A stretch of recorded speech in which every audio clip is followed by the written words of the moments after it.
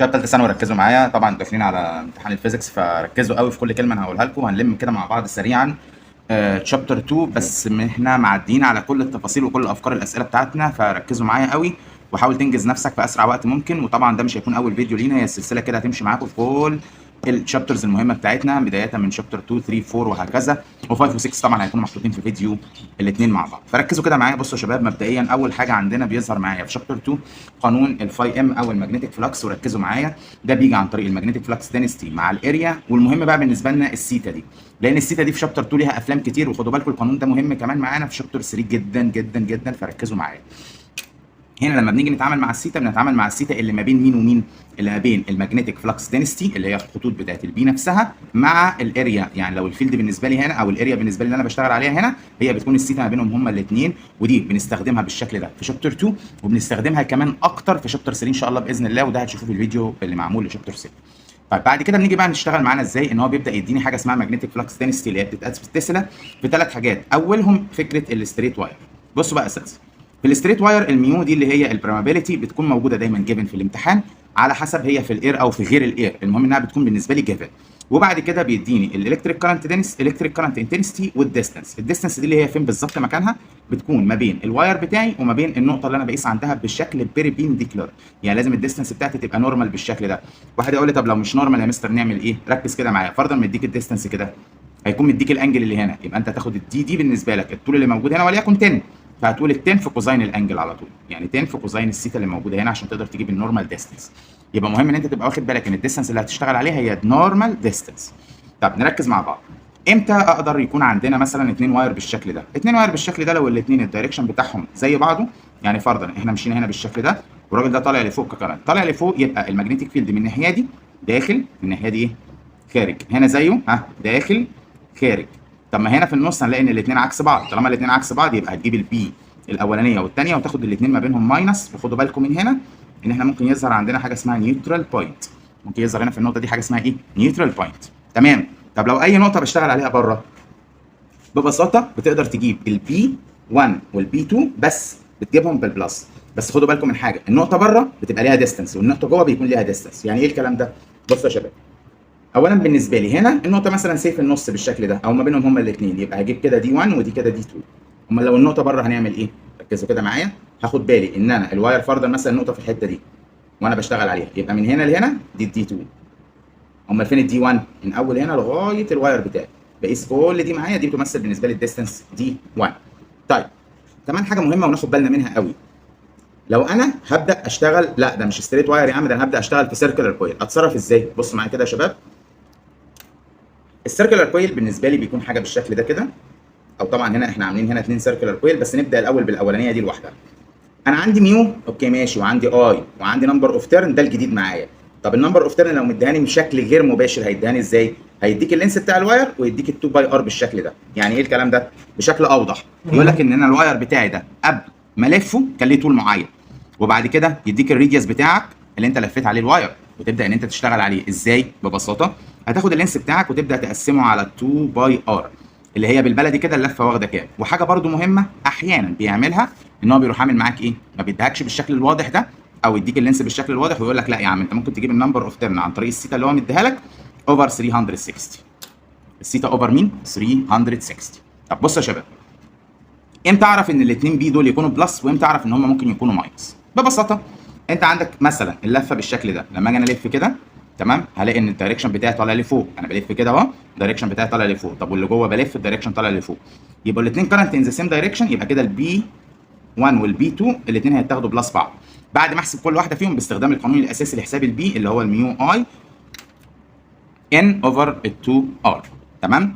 طبعا لو عكس بعض هتبقى ماينس. طب ازاي؟ زي ايه يعني؟ زي الرسمه اللي انا راسمها لك تحت دي، بس فيها لفه شويه. ان هو عامل ايه؟ مديك هنا نص لفه ومديك تحت كمان نص لفه. هنا بص الكرنت عامل كده فهلاقي الداخل لجوه، وهنا الكرنت عامل كده لا ده خارج لبره، يبقى كده الاثنين بي 1 ماينس البي 2. طيب لما اجي احسب حاجه زي كده هحسبها ازاي او اتعامل معاها ازاي؟ ركزوا بقى معايا يا شباب. ببساطه هنا بيكون دايما مديني ريليشن ما بين ال 2 ار والار بالشكل ده. هو عايز يعمل ايه؟ يعني مديك الاولانيه ليها 2 ار ودي ار واحده، علشان من الاخر سيادتك لو هتجيب دي مثلا دي اي يا عم، ودي هنا ايه؟ او دي 2 اي وهنا اي، بحيث ان احنا نجيبها فكره كده شبه اللي بتيجي في الامتحان. هات لي كده يا عم البي الاولانيه هتبقى ميو في 2 اي، تمام. والان بتاعتنا قد ايه؟ نص، يبقى الميو بتاعتنا اهي، تمام، و2 اي، وادي هاف تيرم اوفر مين؟ ال2 ار، ماينس البي 2 ميو واي واحده وهاف برضو، وهنا اوفر مين؟ ار بس. طب ما احنا لو ركزنا كده شويه، هنا دي طياره دي، تمام، ممتاز. هلاقي ميو اي في هاف اوفر 2 ار، ماشي، وهنا طبعا ملتبلاي 2، وهنا ملتبلاي 2 بتاعت القانون. طيب ما لو جيت بصيت هلاقي في الاخر ان دي ودي الاثنين في الاخر بقوا حاجه واحده، يعني انا في الاخر هطلع بكام؟ بزيرو. وسؤال زي كده ممكن يتحط لك كتشوز عادي جدا من غير ولا رقم، وانت تقدر توصل للنتيجه اللي هي زيرو بايه؟ رقم عادي، مفيش اي مشكله. طيب من ضمن برضو الحاجات اللي بتبقى محطوطه هنا بشكل كتير في امتحانات معانا، ان هو يبدا يديك 2 واير ومعاهم كويل. الاثنين واير بالشكل ده، هلاقي الدايركشن بتاع الماجنت بتاعي بالنسبه لي هنا داخل وهنا خارج. طب وهنا العكس، تمام. طيب بصوا كده معايا، طب ما كده اول حاجه لازم احسبها ان انا اجيب البي توتال بتاعت الوايرز معايا. يعني ايه الكلام ده؟ الواير ده والواير ده الاثنين كده شغالين في نفس الدايركشن، يبقى كده هيطلع البي توتال بتاعت الاثنين هي عباره عن بي الواير الاولاني بلس بي الواير الثاني. بس لو ركزنا بقى شويه هنا، الراجل ده بيلف كده، يعني الدخله بتاعته لجوه، ده كده بالنسبه لي اكس، يعني بقى شغال عكس الاثنين. يبقى كده لما اجي اجيب البي توتال هنا، هقول له بي توتال الواير شغالين عكس مين؟ الكويل، يبقى بي كويل ماينس البي واير، او البي واير ماينس البي كويل، مش تبقى فارقه بالنسبه لي. المهم ان انا اكون واخد بالي ان انا اجيب الاجابه الايه؟ البوزيتيف طول الوقت، او الابسوليوت فاليو. لما نيجي بقى لحدوته السولينويد، ركزوا بقى معايا شويه. السولينويد قانونه الوحيد زي السيركلر كويل، ميو اي وان، بس اوفر مين يا عم؟ ال بالشكل ده، اوفر ال معانا بالشكل ده. طب لما نيجي نشتغل او لما نيجي نتصرف في مساله زي كده نعمل ايه؟ ببساطه المساله اللي قدامنا هنا انا حاطط لك سيركلر كويل، سوري سولينويد كويل، ومعايا هنا واير. بصوا يا شباب، الواير طالما نقطه كده، بنفذ بقى امبير، الكرنت طالع لفوق، يبقى اللفه بتاعتي بالشكل اللي احنا هنرسمه قدامكم ده دلوقتي، بالشكل ده، دي الاسهم بتاعتي. طب لو انا عايز دايركشن السولينويد هعمل ايه؟ هبص على اللفه اللي موجوده معايا كده، الراجل ده بيلف معايا بالشكل ده، باجي على الحته اللي مختفيه دي واشوف الكرنت طالع منها عامل ازاي. اشمعنى؟ عشان لو ركزنا في الحته اللي فوق دي، بصوا كده معايا، هنلاقي اللفه عامله كده. احفظ اللي انا هقوله لك ده دلوقتي، او الطريقه اللي انا هقولها لك دي. انت عندك حرفين، يا ان يا اس. الان اللفه بتاعته كده، الاس اللفه بتاعته كده. هو كده لفته مع مين؟ ايوه ممتاز، اللي قال مع الان. طب طالما لفته مع الان بالشكل ده، يبقى هنلاقي النتيجه اللي قدامنا زي ما احنا شايفين كده، الراجل ده بيلف كده، تمام. يبقى هنا الان وهنا الاس، والدايركشن كان جوه السولينويد من فين لفين؟ ايوه ممتاز، من اس تو ان. يبقى بالنسبه لي ده الدايركشن اللي ماشي فيه ايه؟ الماجنت بتاع السولينويد. ودايركشن الماجنت بتاع الواير كان عامل ازاي؟ ماشي عكسه. يبقى كده هجيب البي سولينويد لوحده ماينس البي بتاعت مين؟ الواير. ماينس البي بتاعت ايه؟ الواير. يعني احسب كل واحده بالقانون بتاعها واشتغل عليها. طب لو ركزنا شويه، هو انا مش ممكن انقل النقطه دي كده زي ما هي احطها هنا؟ ساعتها بص، الدايركشن بتاع الماجنت هيكون لفوق، ودايركشن السولينويد هيكون عامل بالشكل ده كده.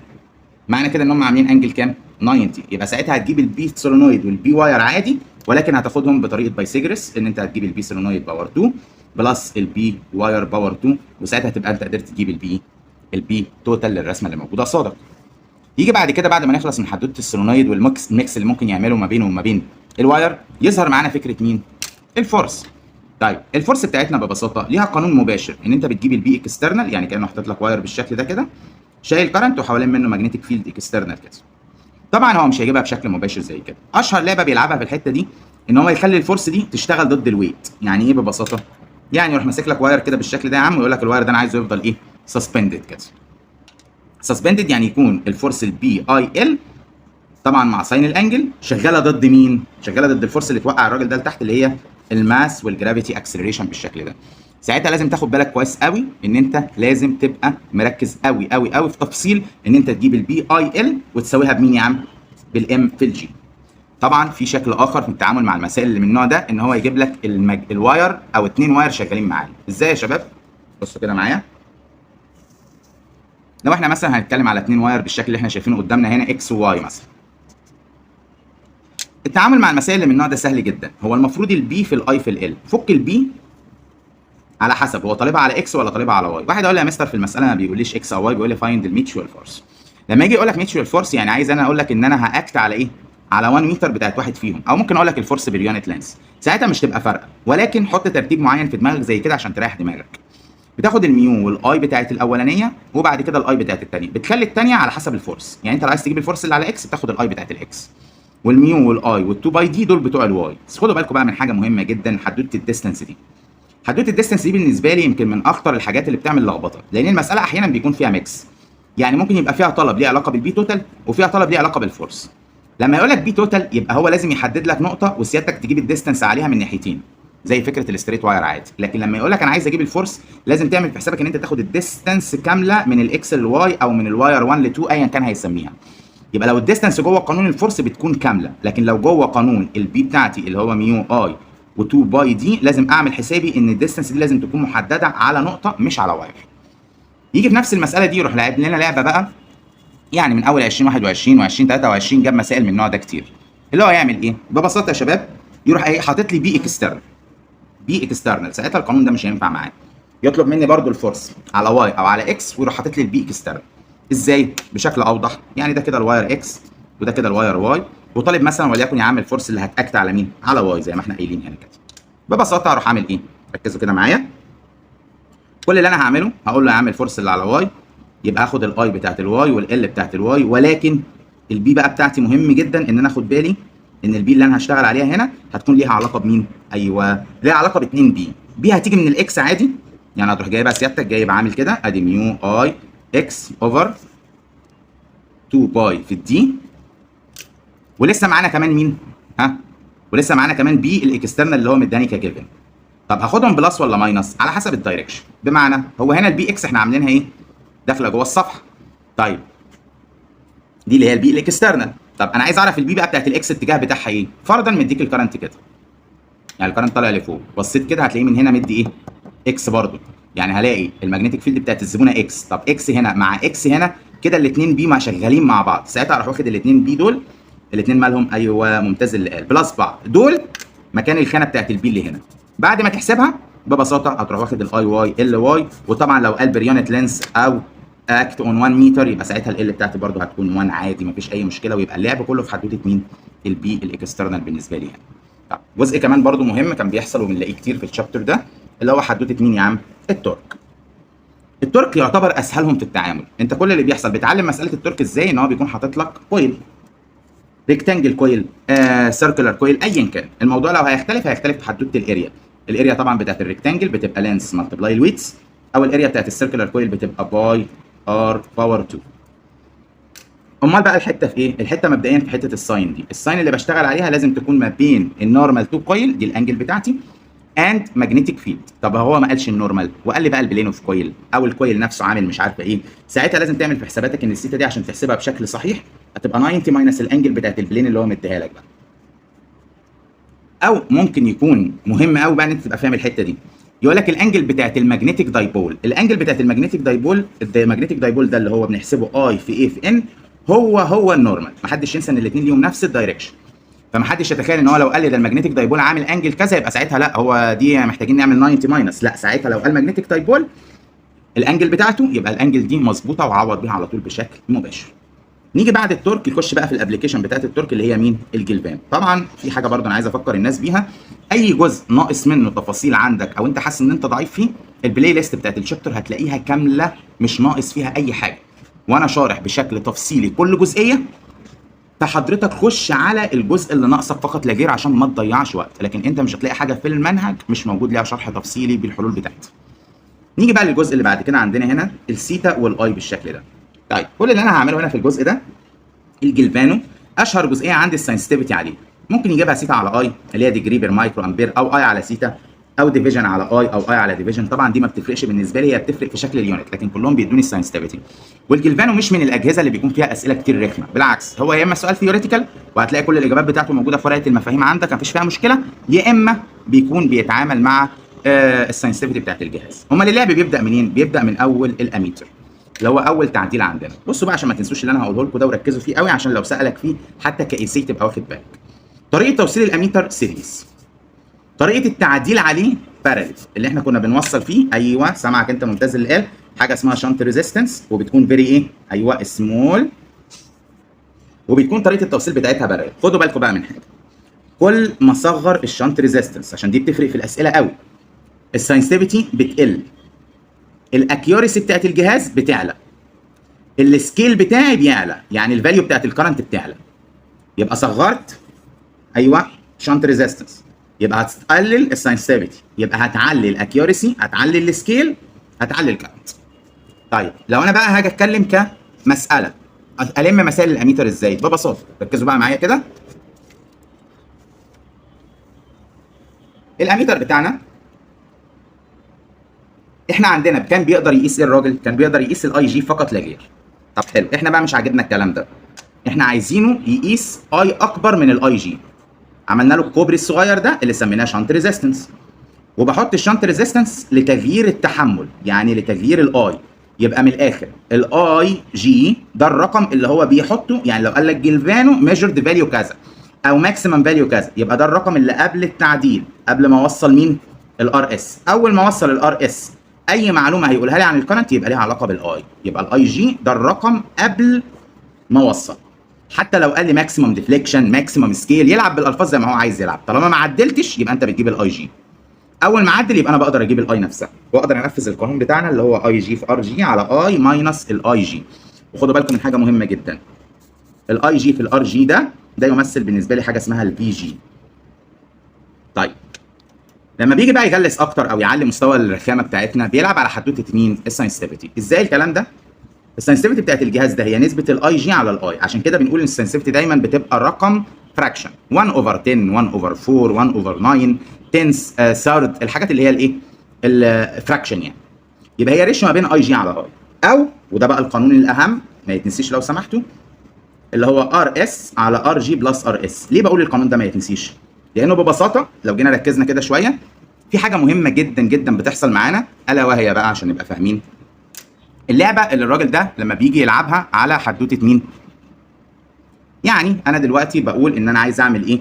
فرضا عايز اعرف الريشيو. لو انت عندك الار جي دي اسمها ار، وانا عايز اوصل لها ار اس، تخلي مثلا السنسيتيفيتي تبقى 1 اوفر 4، وتبقى التشويسز كلها ليها علاقه بالار. هتصرف ازاي؟ بصوا يا شباب، اولا كل اللي سيادتك هتعمله ان انت هتروح تنفذ القانون ده اللي هو بيقول لك ان الار اس على ار جي بلس الار اس المفروض انها تطلع كام؟ ايوه 1 اوفر مين؟ ال4. حلو، الار جي بكام؟ بار اهي، ادي الار، تمام؟ واشتغل. بصوا معايا، يبقى اقول ار اس على الار بلس الار اس ايكوال 1 اوفر ال4. اعمل كروس يبقى هتطلع 4 ار اس ايكوال ار بلس ار اس. ودي الار اس دي الناحيه الثانيه يبقى هتطلع 3 مين؟ 3 ار اس. يبقى 3 ار اس ايكوال مين؟ الار. يبقى الار اس نفسها هتطلع ار اوفر 3. ممتاز قوي الكلام ده. دي تحطها في اللي تشوز عندك، ودي من ضمن الاسئله اللي بتتحط بشكل كبير جدا جدا جدا عندنا في الامتحانات. برضو حاجه كمان مهمه، لو انا عايز اتعامل بقى مع مين؟ مع الفولتميتر. هتعامل مع الفولتميتر ازاي؟ ركزوا كده معايا ببساطه يا شباب. الفولتميتر بتاعي بيتوصل في اي حاجه سيريس، تمام الكلام ده اهو. يبقى توصيل الفولتميتر بيكون بارل، يبقى التعديل اللي هنعدله هيكون ايه؟ سيريس. فين التعديل ده؟ ان انا بوصل هنا حاجه اسمها ار ام، تمام؟ الار ام دي بتتوصل سيريس، جميل، بحيث ان انا اقدر اوصل لايه؟ للفاليو الاساسيه لمين؟ ثانيه واحده نظبط لكم بس الفيو بتاع الكاميرا.